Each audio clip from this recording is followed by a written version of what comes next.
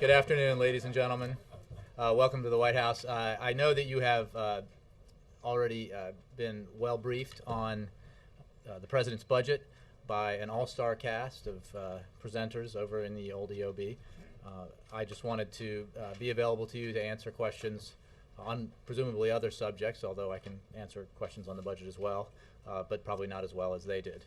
With that, I will go straight to the Associated Press. Thanks, Jay. Two topics. The House leadership today proposed extending the payroll tax cut without insisting on pay-fors.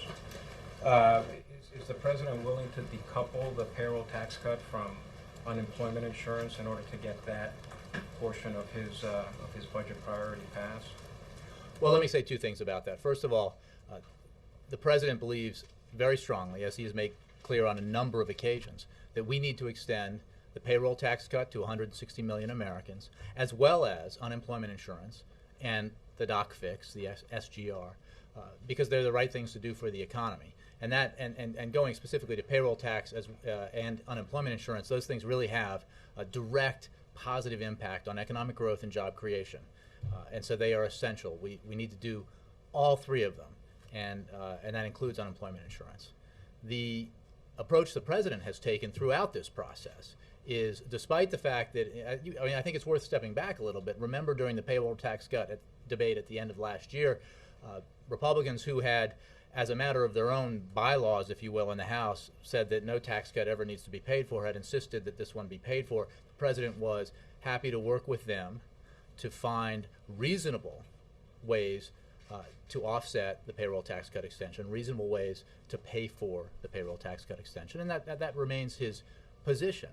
There is time to get this done. There is time to negotiate a solution that ensures that 160 million Americans don't have their taxes go up on March 1st, that ensures that unemployment insurance is extended to make sure that those folks who are looking for a job have the means to continue to do so. And that money, as you know, has a direct positive impact on economic growth and job creation. And to do it in a way that is, in effect, a compromise that Congress can negotiate in a spirit of bipartisan cooperation. So he looks forward to doing that. And don't forget that the payroll tax cut that the President envisioned extending through this year is part of his overall budget proposal, which he put forward today, that includes more than $4 trillion in deficit reduction. So we'll see how this process moves forward. There's time to do it. There is ample opportunity to do it in a way that does no harm to the economy, but ensures that this tax cut is extended for 160 million Americans. So at this point, he's not willing to accept this proposal? Well, this is a hypothetical proposal put up that they said they might do if conversations with folks on Capitol Hill don't progress according to the way they want. Let's just see how this process plays out. Extending unemployment insurance as well as the so-called doc fix is equally important. It's certainly very important, and very important for our economy. So the President supports extending all of it and doing it in a way that is easily achievable if folks put ideological and partisan positions aside and just get it done for the American people. Second subject, on Friday you seemed pretty satisfied that the contraception issue had been settled and you wanted to move on, but the bishops then put out a statement saying that it still raises serious moral concerns, and said the President's plan, quote, continues to involve needless government intrusion in the internal governance of religious institutions. As you know, there's also legislation in the Senate.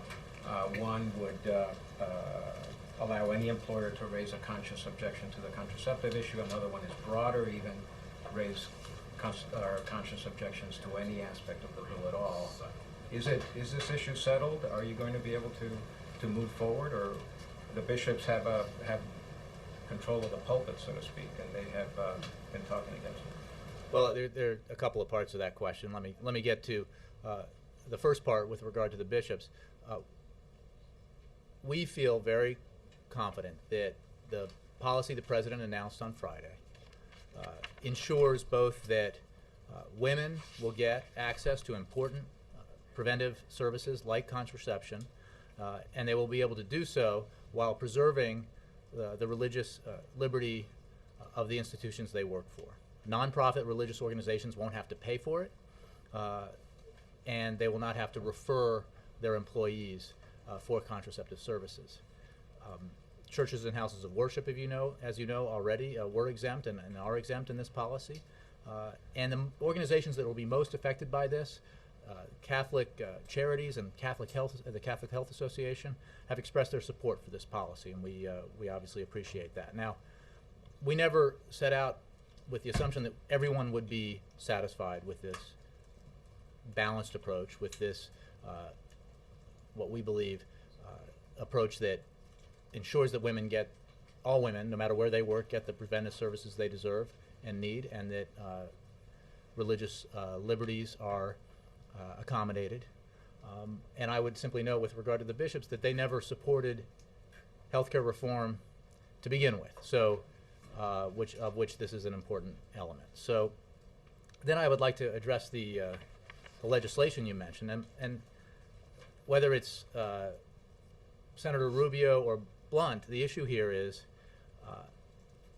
giving employers the right to deny women access to preventive services, including contraception, free of charge. So essentially, this bill or these bills would give any employer the right to deny the women who work for them contraceptive coverage.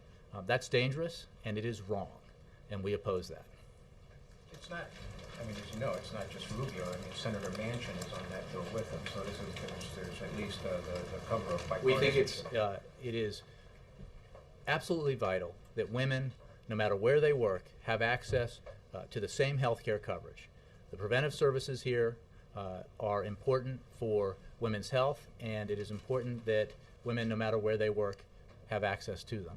The President found in the policy he put forward on Friday an approach that balances the vital need to provide these services to women without further cost, while ensuring that religious liberties are protected.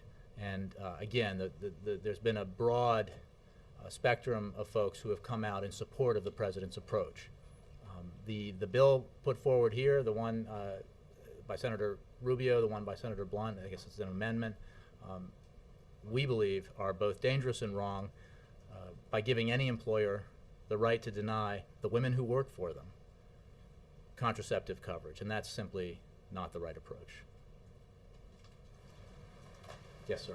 Jay, Israel has accused Iran and Hezbollah of being behind bombings at embassies today in India and Georgia. What's the White House reaction to the bombings and to Israel's suspicions about who's behind it? As you know already, we condemn in very strong terms the attempted attacks against Israeli targets in New Delhi and Tbilisi today. These incidents underscore our ongoing concern regarding the recent targeting of Israeli interests overseas. We continue to examine the situation. Details are still emerging regarding those incidents. As Secretary Clinton has indicated, the United States places a high priority on the safety and security of diplomatic personnel around the world, and we stand ready to assist with any investigation of these acts. We have no information yet on who is responsible for these attacks, so we're still evaluating what happened. Are you sharing information with Israel or investigating together about that? Well, you can be sure, as we've said in the past, that generally speaking, we have extremely broad cooperation with Israeli intelligence and the Israeli military, and you can assume that those kinds of discussions are taking place. And just one follow-up on Jim's question: would the White House entertain the possibility of extending the payroll tax cut without having an offset? I don't want to entertain hypotheticals. Well, it's not hypothetical right now. Sure it is. Would they entertain a bill if it were put forward? That's a hypothetical. As I noted at the beginning of my answer, we found it ironic late last year when House Republicans who had made it a cornerstone of their philosophy in dealing with tax cuts that they should not be paid for, that they were, in the case of a payroll tax cut for 160 million working Americans, insisting that it be paid for. Nonetheless, the President happily worked with Congress to ensure that the 2-month extension of the payroll tax cut, as well as unemployment insurance, was offset with reasonable cuts. And we are willing to continue working with Congress and to offset the payroll tax cut extension and unemployment insurance extension in a responsible way that doesn't harm the economy and doesn't harm the very people the tax cut is meant to help, so that it's extended for the full year. That's the approach we've taken, and we certainly expect Congress to act accordingly without delay and without drama. But how important is it to the president, that principle of having an offset? Well, I think we've made clear that the principle that it be offset was one established by Republicans. So how important is it? Was established by Republicans as recently as last week, was reestablished or reasserted. We are willing to work with them to offset it in a responsible way, and we expect Congress to get its work done and to extend it, the payroll tax cut, unemployment insurance, and the doc fix for the end of the year, for the rest of the year, rather. Jay. Just follow on bombings. I'm sorry, let me get to Jay. Go on. Okay. President, when he spoke to NOVA students and faculty earlier today, acknowledged that the numbers in the budget were so big they were difficult to talk about. And to break them down, it would be along the lines of a family that makes $29,000 a year, spending $38,000 a year, so taking on new debt, $9,000 in new debt, with a $153,000 credit card bill that they were not able to pay down. That would be a way for the average American to afford it, to understand it. Does that seem responsible? Well, Jake, I appreciate the analogy. I think what you know and everyone in this room knows, and what every American knows, based on what I've seen, is that this economy was in free fall in January of 2009. It had, the government in the previous 8 years had racked up an enormous amount of debt, although it had started the century with surpluses. And because of the free fall we were in, urgent measures needed to be taken to reverse the direction of the economy and to reverse the direction of employment in this country. Those actions were taken, hard choices were made, and thanks to those tough choices made by the president working with Congress, the economy has now grown for a number of consecutive quarters. It has created private sector jobs for 23 straight months, well over 3.7 million new jobs. And we are headed in the right direction. But we have a long way to go. And what the president made clear, and the chief of staff made clear yesterday in his appearances, is that we need to make sure we get it right as we move forward, so that we invest where we need to. We extend the payroll tax cut, for example, because we need to economically. And then for the medium and long term, we do the things that we need to do to ensure that we reduce our deficit and debt so that we can get our fiscal house in order. And that's what the president's budget does. It, as you know from the debate we had last fall, his vision, again encapsulated in this budget document, reduces the deficit, cuts spending by $4 trillion over 10 years in a balanced way. That includes the $1 trillion in discretionary cuts agreed to in the Budget Control Act. It includes revenues as well as reductions in entitlement spending, as well as reductions in defense spending. And that's the approach that the American people expect us to take. But he's willing, theoretically, if he had a partner, a Republican partner in Congress, who was willing to take on some of the sacred things in his party. Mm-hmm. The president is willing to go farther than this budget document. This is a budget document according to what he's willing to do on his own. It's not as far as he would go, right? Well, I wouldn't want to negotiate the line items of a global grand bargain, if you will. Right. The president demonstrated last summer his willingness to take on the sacred cows in his own party, his willingness to do things and lead his party in a direction that would be very difficult for them, because he knew, and the leaders of the Democratic Party and the Congress agreed, that it was the right thing to do for the economy. But this budget doesn't reflect that. Well, actually, it does. It does reflect, I mean, it doesn't reflect every item of the potential grand bargain that the Speaker of the House walked away from, but it does reflect the proposal the President put forward in the fall that achieves more than $4 trillion in deficit reduction over 10 years, and does it with a combination of entitlement reductions and reforms, of revenue increases, asking that those who have done exceptionally well over the last 10 years, the wealthiest Americans, pay a little bit extra, pay their fair share, and it does it through sensible, wise reductions in defense spending and discretionary spending. So that's From your own words and President Obama's own words, it is not as bold as he would be willing to be if he had a Republican partner in Congress willing to. It is a very bold proposal. It is absolutely designed on the framework laid out by bipartisan commissions like Erskine Bowles and Alan Simpson chaired, similar to the Domenici-Rivlin Commission, in that it encapsulates this balanced approach. Now, unfortunately, we haven't had a willingness to travel the bipartisan balanced road on the Republican side. You've had an asymmetrical situation here, where the president has been willing to make tough choices, things that are hard for Democrats to do, but we haven't seen the concurrent willingness on the Republican side, unfortunately, to even embrace, even be open to the idea that Americans overwhelmingly support, which is that we need to do something about revenues so that we can reduce our deficit and deal with our long-term debt in a responsible way, because the alternative is the so-called Ryan budget, which basically ends welfare as we know it, which asks average seniors to pay up to $6,000 a year, Medicare, sorry, asks average seniors to pay up to $6,000 a year extra for deficit reduction, but also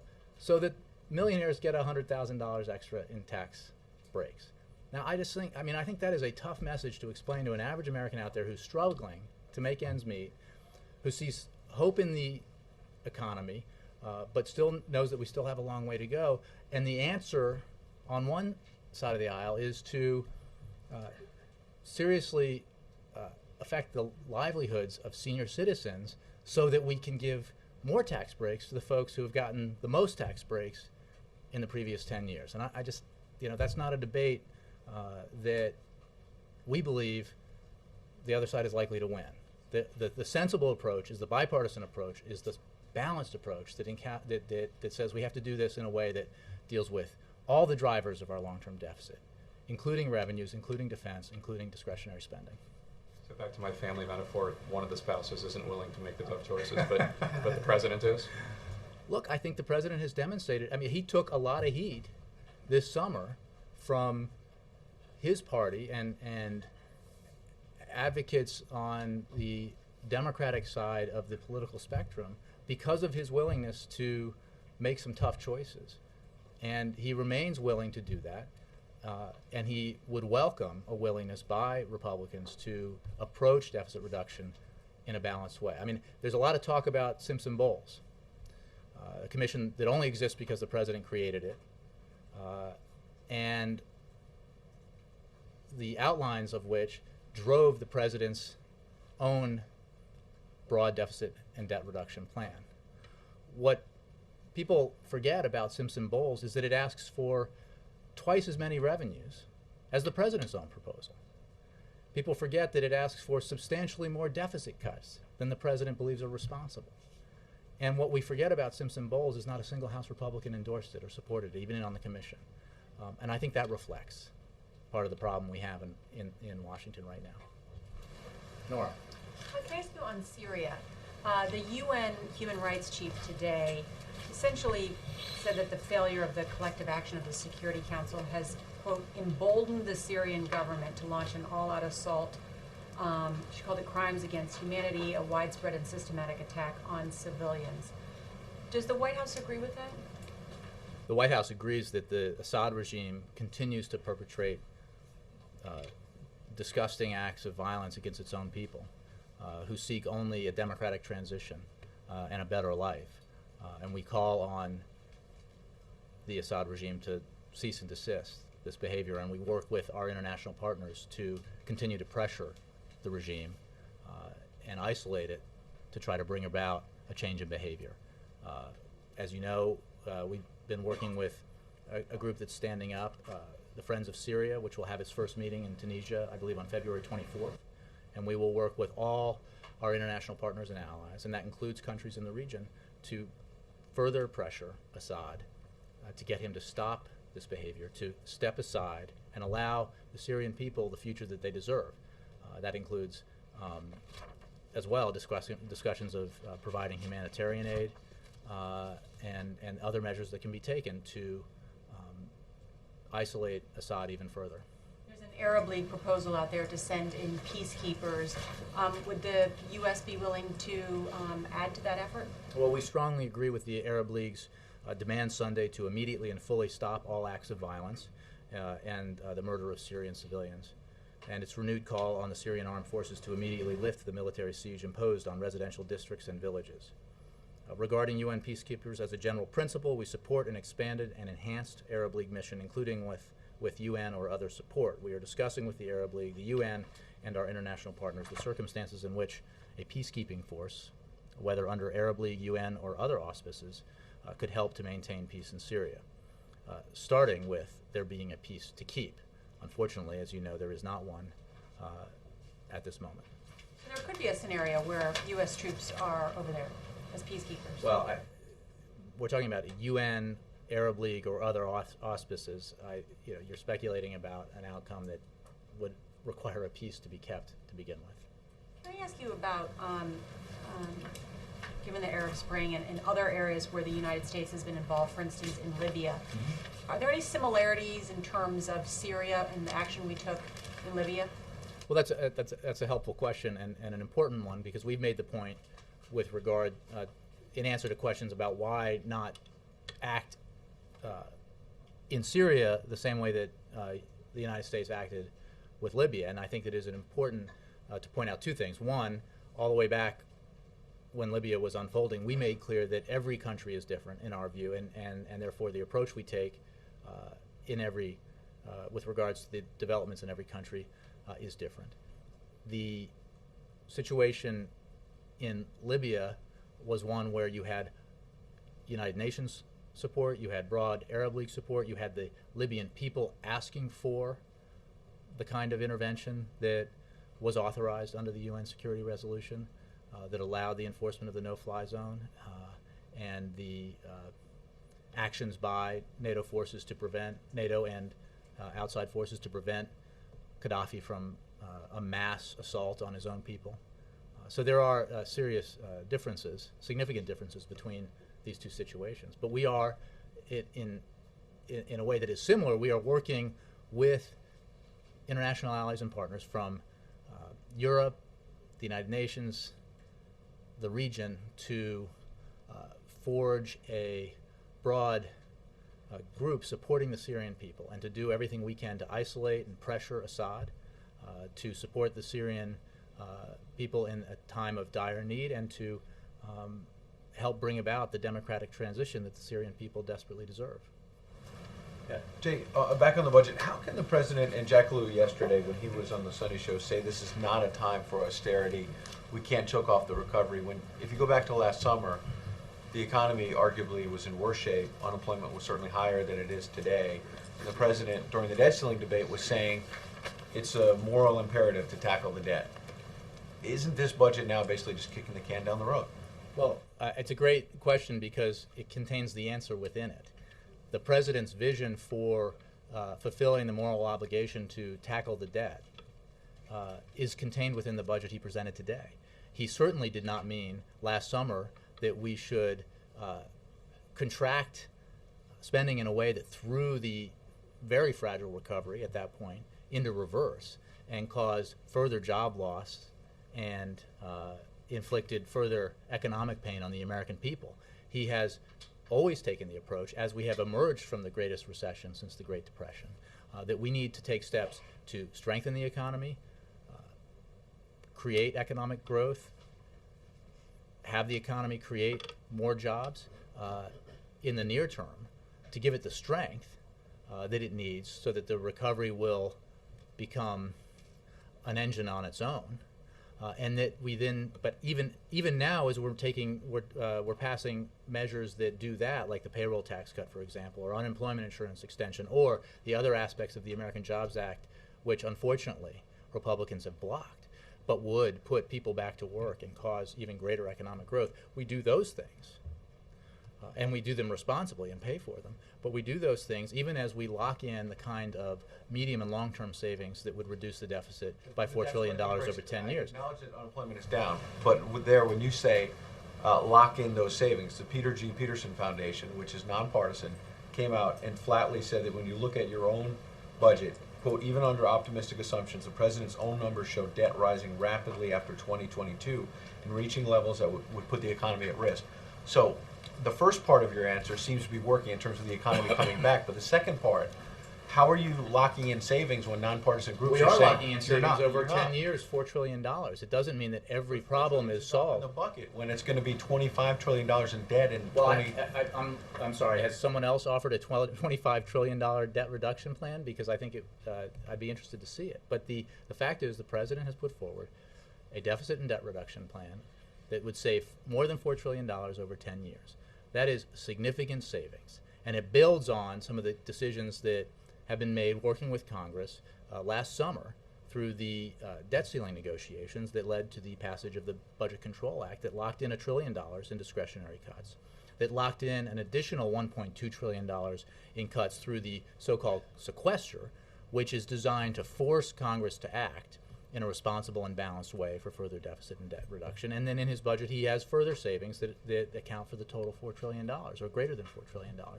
That's the right approach. It doesn't mean we've solved every problem for the country going forward. Certainly that wouldn't be the case. But it does it in a responsible way. And it does it in a way that proves, as other bipartisan commissions have shown, that you do not have to decimate Medicare, end it as we know it, in order to balance, to deal with our deficit and debt, to bring it under control, to achieve the so-called primary balance that the president's budget does.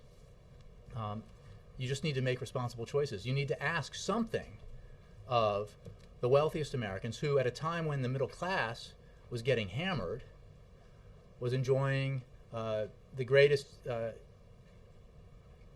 accumulation of wealth in the previous decade before the president took office. And all we're asking is that everyone pay their fair share so that everyone gets a fair shot.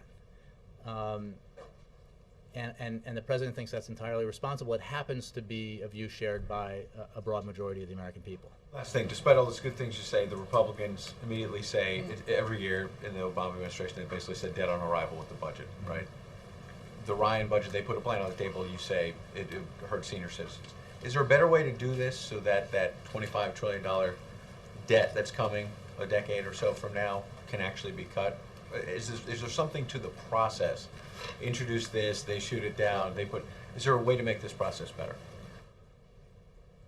Well, I suppose there are many ways to make the process better, but the principal one is for elected officials of goodwill to decide that they're going to check the ideological baggage at the door when they go in and negotiate. And that was the approach that we took in the discussions led by Vice President Biden last summer. It was the approach the president took in the discussions he had with Speaker of the House John Boehner.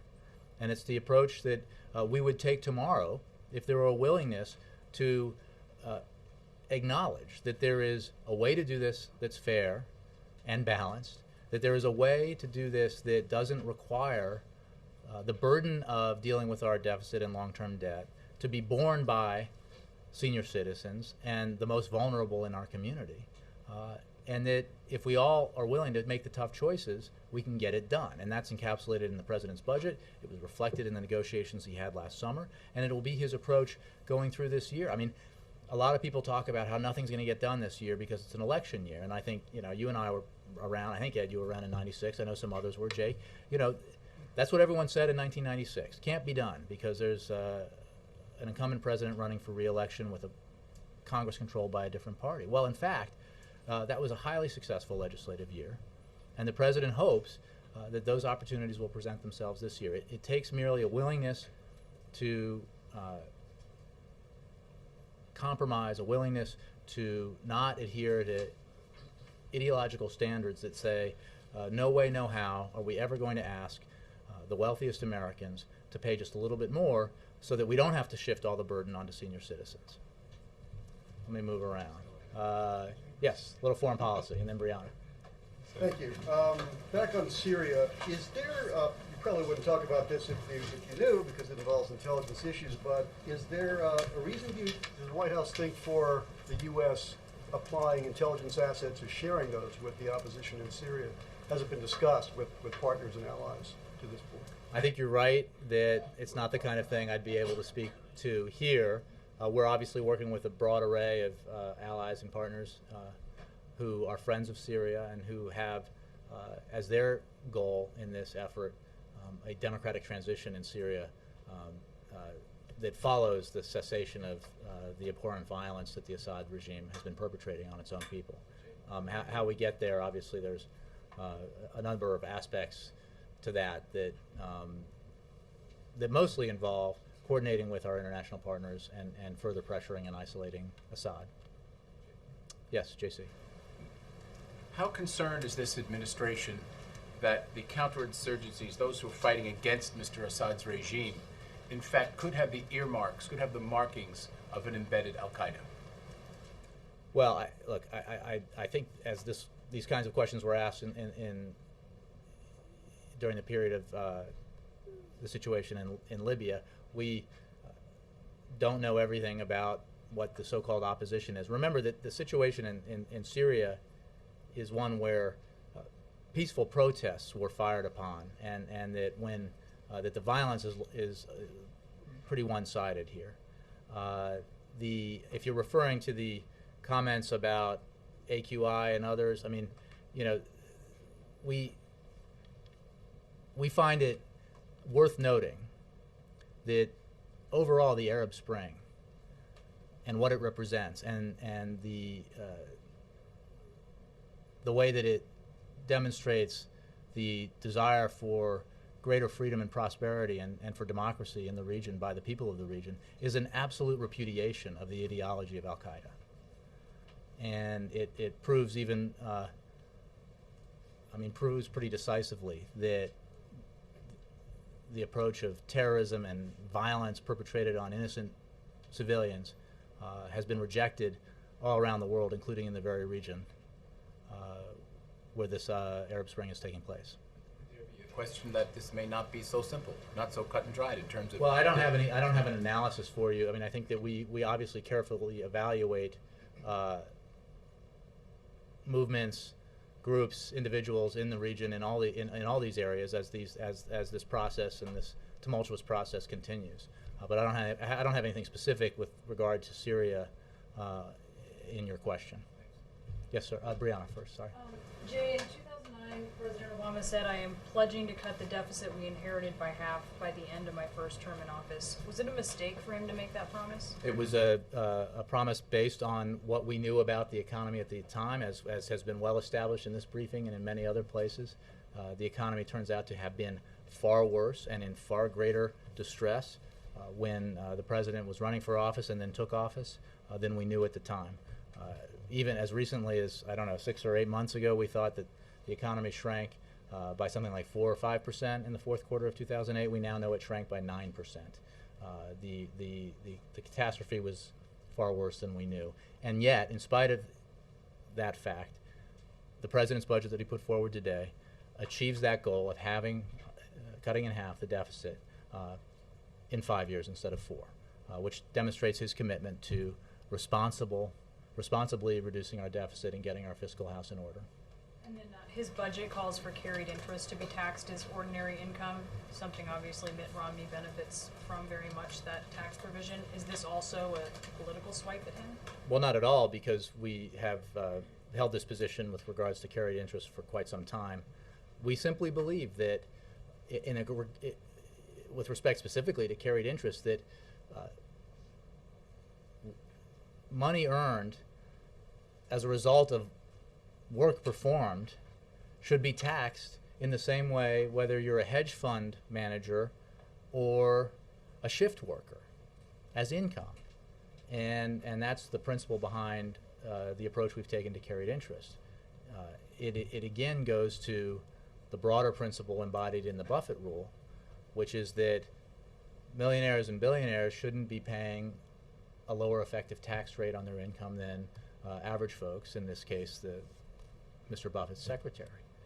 So that's the approach to carried interest. It doesn't have It's not aimed at an individual. It's just a matter of basic fairness. But shouldn't we expect to be hearing the president ultimately here in the coming months talk about Mitt Romney and carried interest in the same breath, assuming? I don't. Again, this is not about. I mean, I can refer you to the campaign for if they want to preview campaign lines. But I know, because I've heard him talk about it. This isn't about raising revenues for the sake of raising revenues. It's about having a balanced and fair approach to ensure that as we get our deficit and debt under control, we are investing in the things that will help our economy grow in the long term.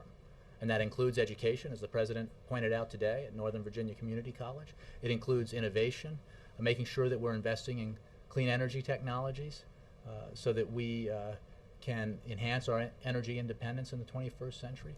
I mean, it's about building a foundation for competing and winning economically in the 21st century. And you know, we need to make sure that we invest in those key areas or we will fall behind. And that's unacceptable to this president. He insists that America remain the great economy that it is because of the best workforce in the country, and he insists that we have the best infrastructure and the best innovative technologies going forward because that's how we're going to win in the 21st century. So it's about making responsible choices, and one of them is simply asking that hedge fund managers who benefit enormously from the so-called carry interest rule pay income tax at the effective rate that average folks pay. Yes, Kate. So does the president plan to keep talking about the contraception policy, or does he want to move on? Just following up on Jim's question. And then also, is the Blunt and Rubio legislation something the administration is really worried about succeeding? Well, I can't predict its future. We know that it's wrong. We know that saying that any woman can be denied access to these preventive services by her employer is absolutely the wrong approach. The president feels that the policy he announced on Friday achieves the appropriate balance between the need to extend these services to all women no matter where they work, to ensure that they have access without cost to important preventive services like contraception, and doing it while protecting religious liberties and being sensitive to the concerns that were raised by religious institutions. And again, I pointed to the statements by Catholic Charities and the Catholic Health Association as evidence, we believe, of the fact that this balance has been achieved. So we can expect to hear more from him, though, going forward as the bishop keeps talking about. Look, I think the president, throughout this process, has been interested in finding the right policy, the right to ensuring that women have access to preventive services free of charge, and to doing so in a way that's sensitive to religious beliefs. As you heard him stand at this podium on Friday, talk from the heart about why he believes that is important. And he believes both goals are very important, and they are not mutually exclusive. And that's why he instructed his administration to find a solution to this, and was pleased that they did. Yes, sir. Two questions on China's Vice President Xi Jinping's visit to the U.S. First is, I know tomorrow it will be the very first time for the President and the Vice President to meet each other. And so what's the President's impression on him so far? And also, what's the expectation of the President? And also Of the President? Yeah, the President on China's Vice President. And also the second question, ahead of his visit, Mr. Xi gave a written interview to the Washington Post, and he said, at the time when people long for peace, stability, and development, to deliberately give prominence to military security agenda, scale up military deployment, and strengthen military alliances is not really what most countries in the region hope to see. So what's the reaction from the White House to his written interview?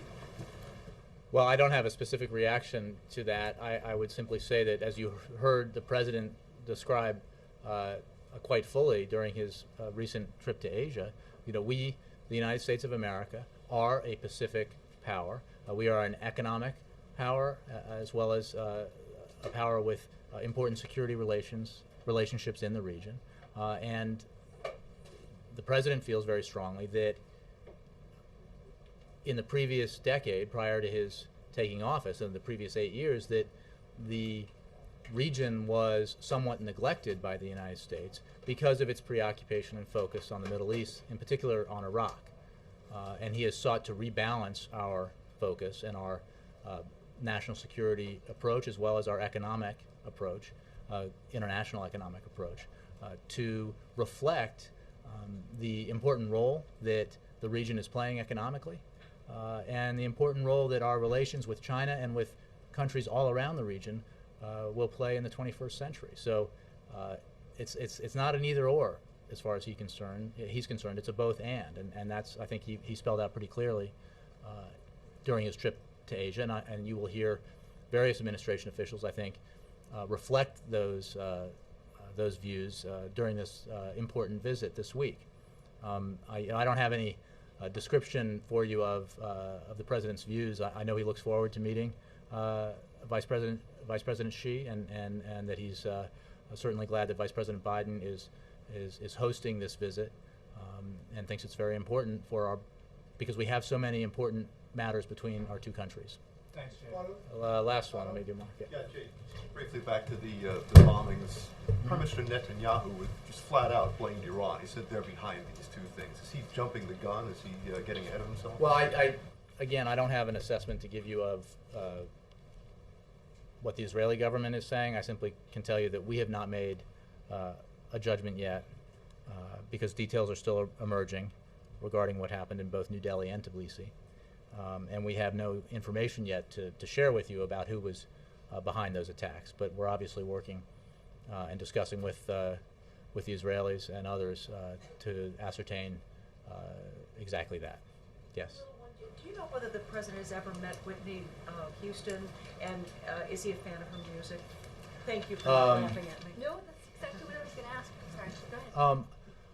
I actually don't know if he's ever met, if he did ever meet Whitney Houston. And as for his I mean, I think it'd be hard not to be an admirer of her immense talent. And I know that, I haven't spoken with him about it, but I know that his thoughts and prayers are with her family, especially her daughter. And it's a tragedy to lose somebody so talented at such a young age. And but I don't have anything more on that for you. Thank you all.